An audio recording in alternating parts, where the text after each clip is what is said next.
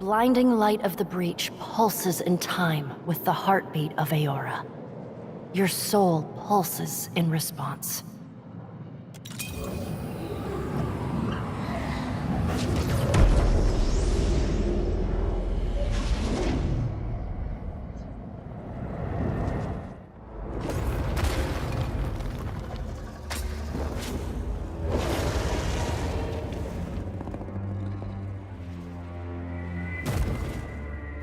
You followed me into the abyss? Have you so little respect for the scant years your fragile form affords you? I know not why the short-sightedness of Kith continues to surprise me. Leave while the option remains, lest you be bound here as I am. Circumstance does not afford me time to address ridiculous queries. A simple understanding of a complex situation. No, I bear responsibility for neither your enlightenment nor your sophistication. Descend into the void or do not. I care neither way.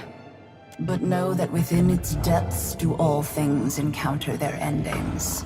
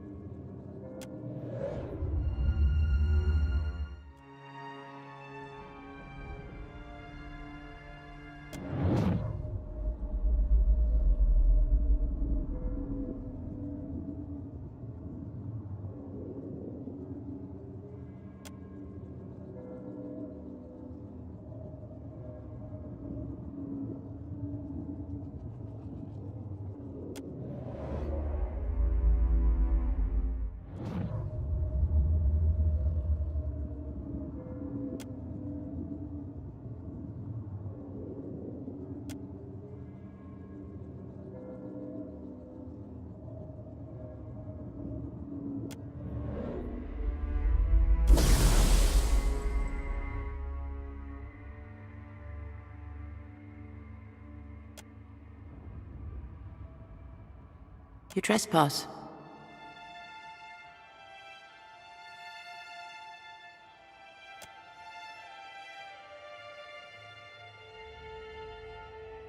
Yes, you and all others.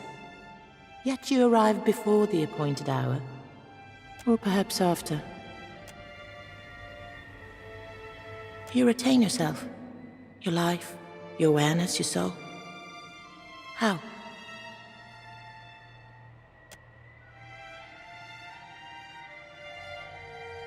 Your presence suggests that Rimagund has chosen a new guardian to put the worm to the blade.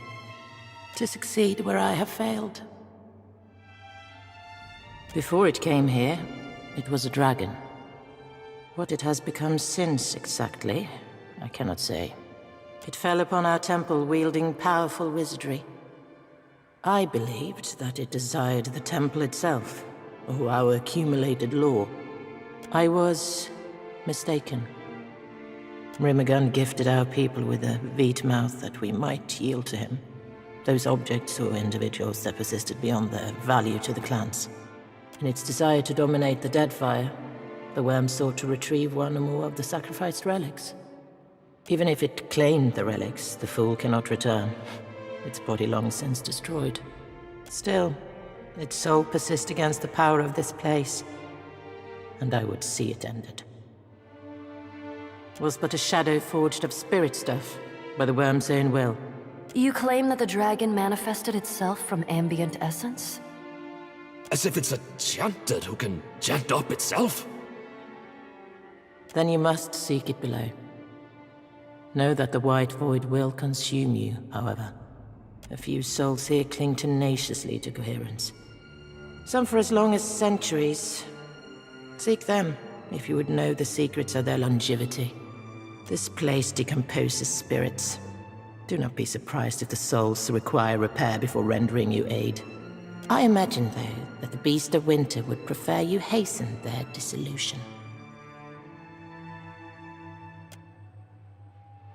In its desperate thrashing, the worm has scattered this ruined realm. You may find your way stymied as you proceed. Do not fear to forge the path you seek.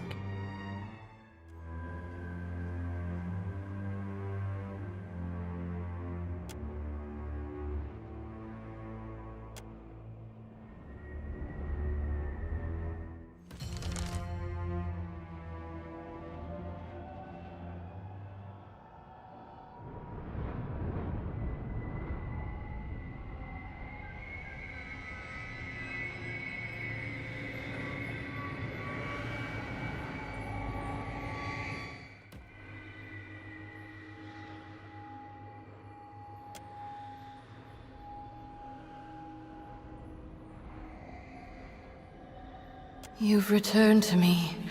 Please, please release me. This place, the agony, so much worse than anything I suffered at your hands.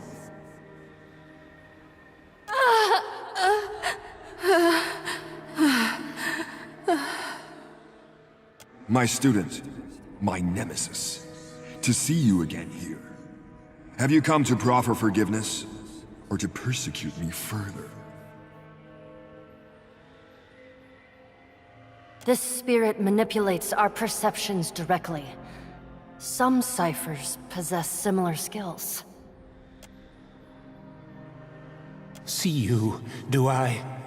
Come to kill old Merwald? To claim his keep? Cadnua, home to me for decades now. That old place? You can hold on to it. We got a boat now.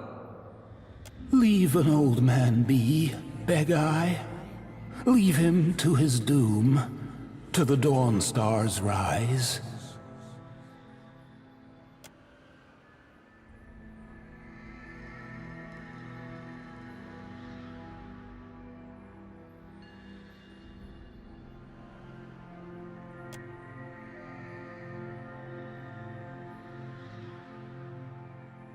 You see through it then? You must be special. Like they were. Are. I'm uncertain. I've lost so much of myself here. She tore my name from me. The Interrogator. She's deep within, ensconced in her little court. The object bears the touch of Scan himself, his blessing bestowed on it for his queen's precious inquisitors. 'Tis a tool for liars, hiding the true identity of the wearer, used for infiltration, hidden, disguised, to destroy groups they found objectionable from within. I was there, I think. I remember the trials, bits and pieces of what she did to me. Gone now, mostly. Carved away to the sound of so many questions. No, I don't even recognize myself. You won't. She wards herself too well, in her labyrinth of Audra and copper. Perhaps with my help, if you found the pieces of me, returned them, I could lead you to her. The way, 'tis in what she's taken from me. Memories of Anguith. I can lead you, but not as I am. If they remain, they're in the machines. Each encompasses an Audra pillar, and Each pillar contains the countless souls scoured by the Inquisitor, I think. If you would seek my missing pieces, seek them there. But be warned, some may be more volatile than others. I want to help, so try to find bits of me that aren't too broken. I appreciate that. You've no idea how much. Go safely. May the gods not see you coming.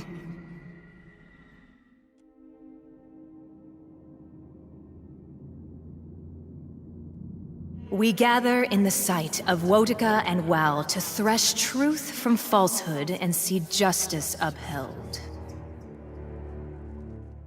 The matter before this tribunal tonight: heresy.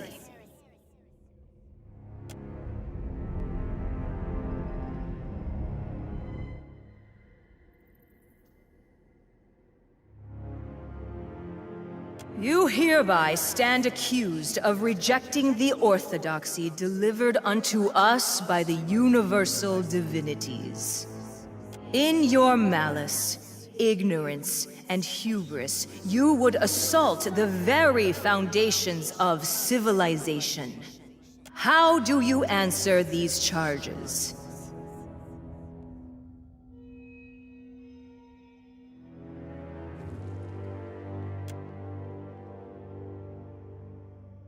This tribunal derives its authority from the divine and concerns itself not with your acceptance of it.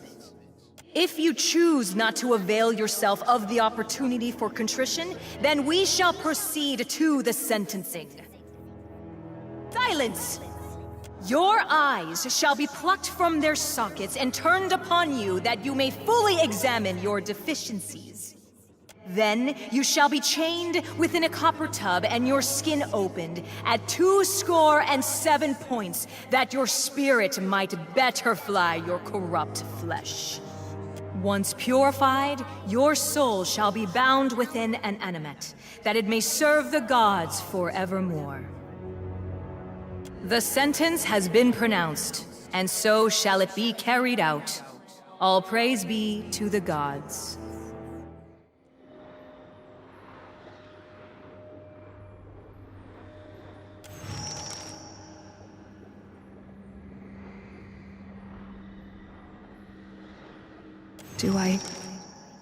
Do I know you? Have we met? Before this, before here.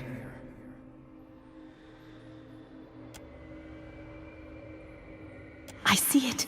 The shackles about your soul. They're in you, the gods. And you, their puppet. Unsurprising. 'Twas always their way. Give and take, kill and save, an unbalanced scale atop the edge of a blade. The scent of scrolls. Tens of dozens of them, each as inked as it would bear.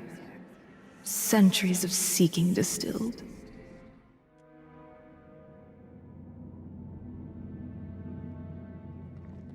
We gather in the sight of Wotica and Wal to thresh truth from falsehood and see justice upheld. The matter before this tribunal tonight: apostasy.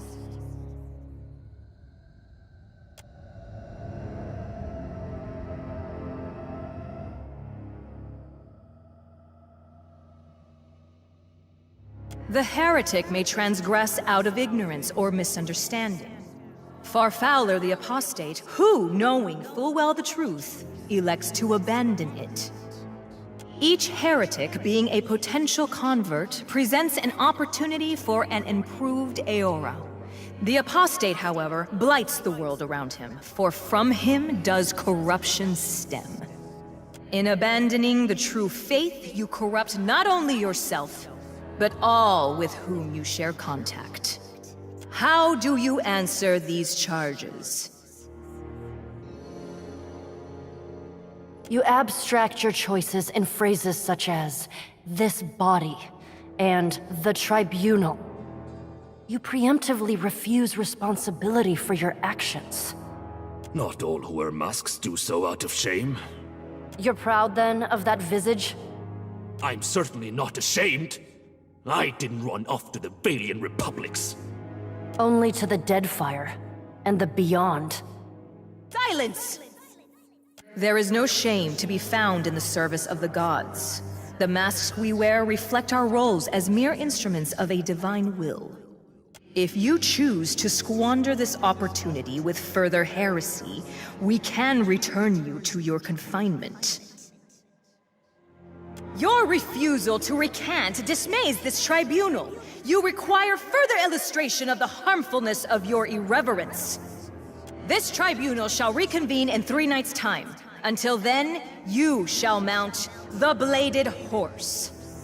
You shall be denied all food and drink, that your spirit is not unduly weighted by your body.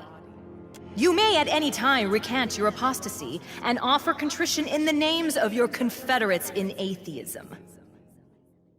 As unfair as the scorn you heap upon those who gave you this world, this life, the sentence has been pronounced, and so shall it be carried out. All praise be to the gods.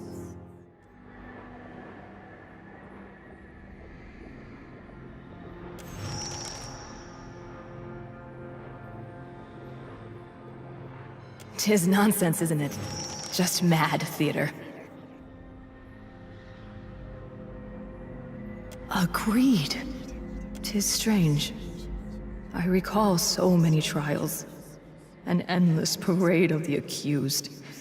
Was it a kind of punishment? Being forced to watch my fellows condemned? The beyond was empty. No gods, no judges. Only his desires mattered, he said. Not else.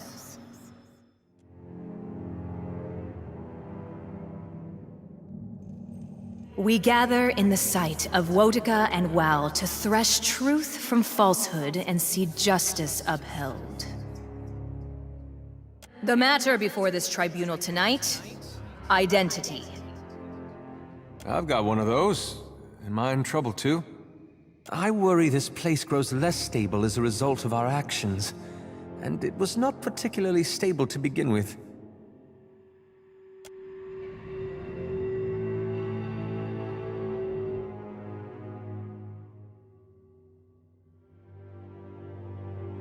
The gods craft each soul to a purpose.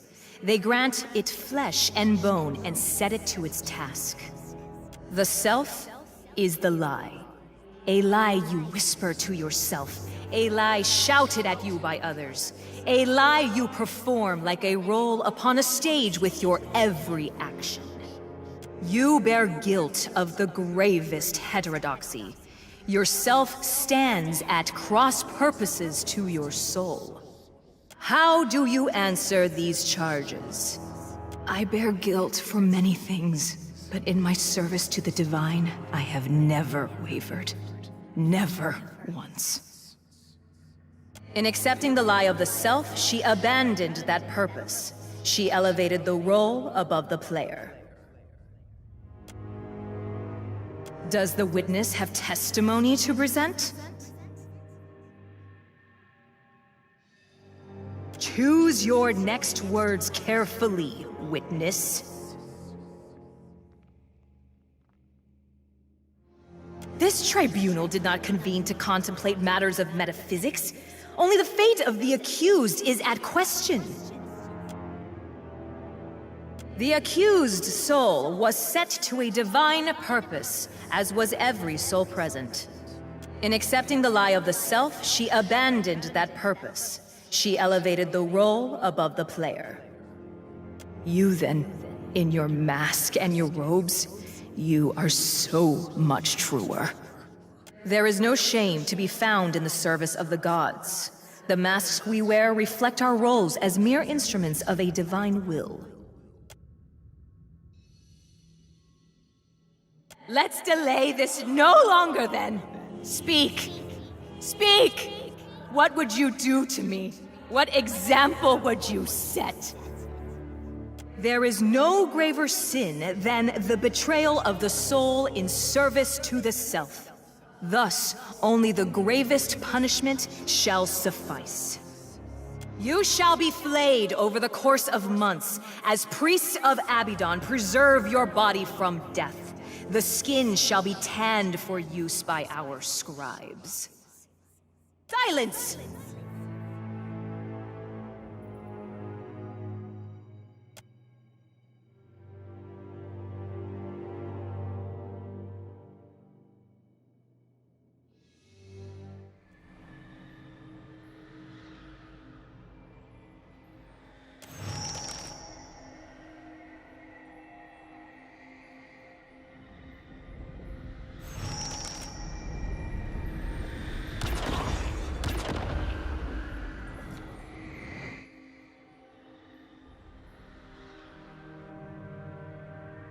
I am more myself than I have been in a very long time. I almost, like a word on the tip of the tongue, I have it, but I don't. I am certain, though, that I knew the Inquisitor well. I think perhaps that I loved her, and that she betrayed me. Perhaps not. But nothing could justify her actions.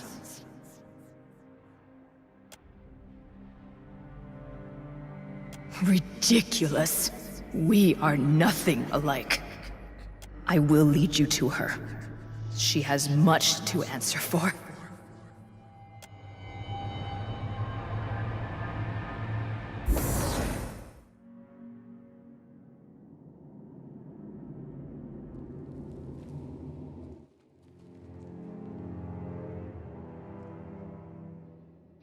Inquisitor! You abandoned your sacred charge. You made a sacrifice of order on the altar of orthodoxy. You've come to end me, then? To consign these lands to chaos? 'Tis a certainty that I have lost. It fled me. I think each memory restored, providing it another egress. I only know that I feel lessened somehow, or perhaps more aware of what I lack. How? It seems impossible. In that, at least, we are in accord.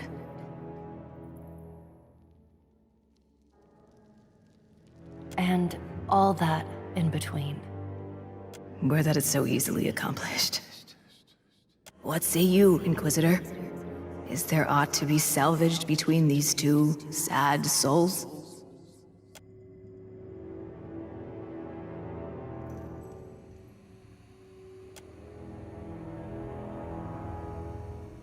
I've certainly been responsible for worse decisions.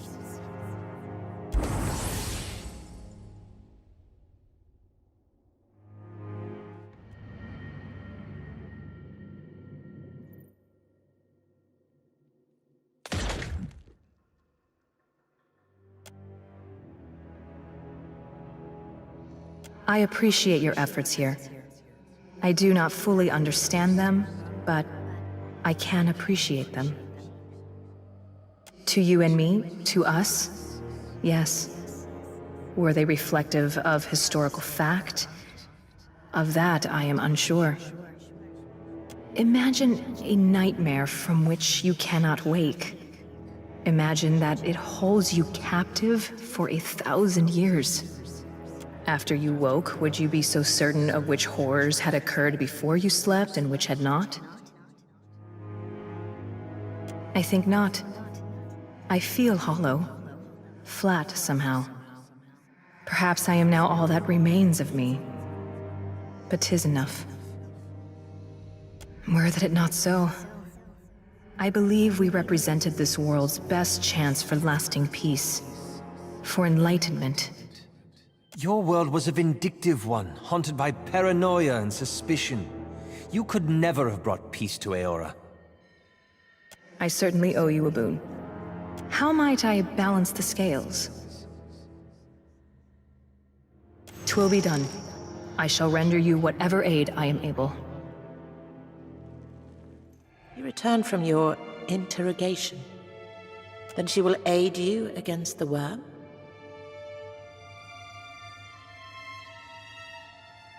I've little doubt. But is that enough to finally end the monstrosity below? Greetings again, walker between worlds. Was there something else you wish to ask? I can tell you of but 3. There are others, but they exist beyond my ken. Each reflects the souls within, spirits adrift upon the calamity that claimed them. Some souls cling more tightly than others. A drowned kingdom of salt and coral.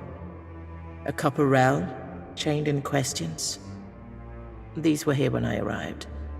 The 3rd realm is young yet, and as hot as a festival flame. Yes, and also no. More the echo of the kingdom's end. The whole of it fell in one great calamity, I think. The stubborn blindness of its chieftain has kept it suspended above the void for centuries or longer. It is the eldest of the realms accessible from here, and the most thoroughly decayed. I know no other words for it. Agonized screams echo through its halls, and great machines churn above massed querents. It is an ancient nightmare, sustained by the bitterness and spite of the kith within. Fresh and raw, that wound. In its agony, it revisits itself. There were, in the past, I remember a palace of golden smoke. Gone now, a temple of shifting halls, also gone.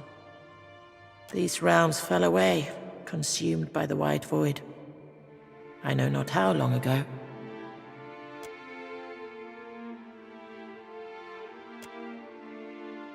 Ask your questions then, if they will see the worm ended. I wish I had that answer. Perhaps it would be enough to fight it in this place. To weaken its grip that it might finally fall into the void. Perhaps it found the relic it sought, its soul clinging to that object in place of an earthly form. If that object were found, perhaps it could be delivered to the Beast of Winter for dissolution. I can't risk falling on a perhaps, however. Not with a gate to hold. From the north, a beast of the Deadfire, set on dominating that place as a snowbear dominates its hunting grounds. No creature, dragon or kith, rivaled it. Yet it was not content and turned its eyes against the gods. Rimagun gifted our people with a veet mouth that we might yield to him. Those objects or individuals that persisted beyond their value to the clans. In its desire to dominate the Deadfire, the worm sought to retrieve one or more of the sacrificed relics. Even if it claimed the relics, the fool cannot return. Its body long since destroyed. I do not. It ate a wizard, perhaps? Yes, even before it came to us, tales had reached us from the north. The worm's abilities were not limited to its fangs, claws, and breath. It commanded eldritch energies.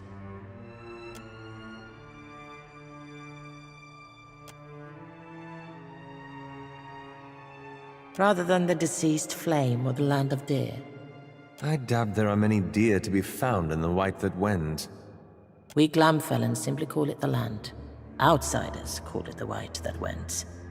Likely because much of it is white and can be difficult to navigate for the uninitiated. How does a person explain their home when they've only ever seen it with their own eyes? Travelers will claim it an endless expanse of white, featureless and bare. I would point to the jagged rises, the plunging coasts, the sheer rifts, to the blight storms and the snow bears, and ask of them, do you not see? Still, few kith call the land home. Only Glamfellan and the Inutinic. They possess the resolve, the vigor, required to endure the Beast of Winter's withering attentions.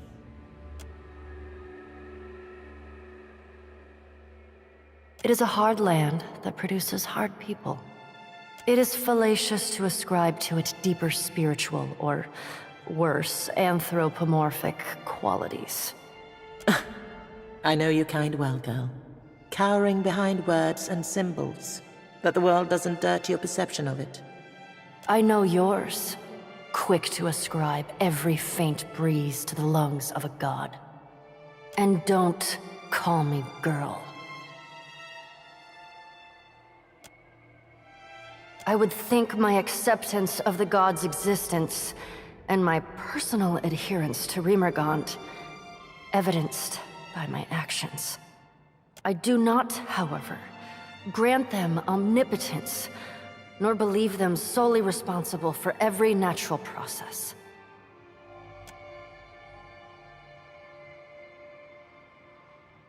It's a cruel and deceptive place. She has that much right. It is neither, young Winterborn. Hard and callous, perhaps, but pure in its intent.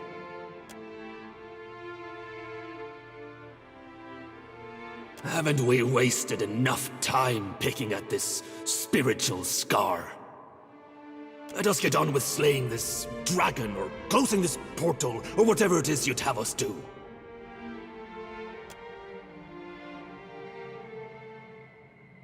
It's a cruel and deceptive place.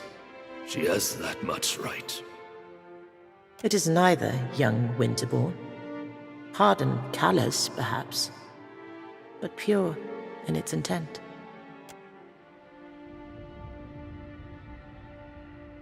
It pains me little to speak of home. Most Glamfellan reside within the White that went, where we travel in clans. Life in the land can be harsh, but it provides. The clan raises the young communally, each member passing on their expertise. That every child has the skills demanded by the land. Each clan is as much family as nation. The mother helps raise the child, of course, but paternity can sometimes be difficult to determine. Each child is a child of the clan first and foremost. You'd find the land much transformed, Ganthu. Settlements exist across the coast, trading as much in culture as goods. And few children have the support of 2 parents, much less a whole clan of them. In the north, maybe. Many inland clans still keep the old ways. I love the land and I love my people. But that life ended long ago, as all things do. I have little experience with the shelter folk of Air Glamfath. They do not welcome us among the lands. We do some trading with the adherents. We have long venerated Rimagand as the eldest, strongest, and wisest of the gods. He claimed the land as his kingdom, and we as his people. My elders taught that we fell from the beast of winter's fur as it marched across the land. The first Glamfellan, equal parts salt, snow, and divine spirit. Prayer, song, dance, sacrifice, the use of blessed relics, the defense of sacred sites. Our priests augur his will in the entrails of the slain. They guide our travels across the land, and we embrace the inevitable difficulties that ensue. Like all endings, he was inevitable from the beginning. The babe of spring demanded a beast of winter. My mother told me once that she believed them one and the same. That, like you, like me, Rimagand was born to die. Unlike us, however. His birth gave birth to birthing, and his death will end death. He lit the flame, and he shall bury the ashes. They each sing their song. The flame keeps us warm, the sea provides fish, the land flesh. Each provides temporary comfort against the cold, and we thank them for their gifts. But only Rimagand awaits us in the white void.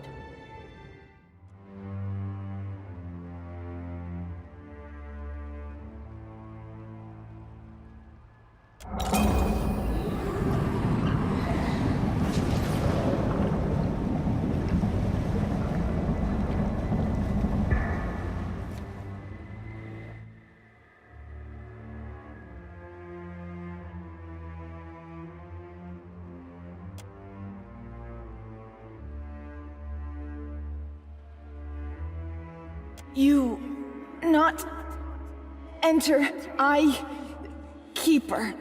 Relic, block, waters, Andras, guidance.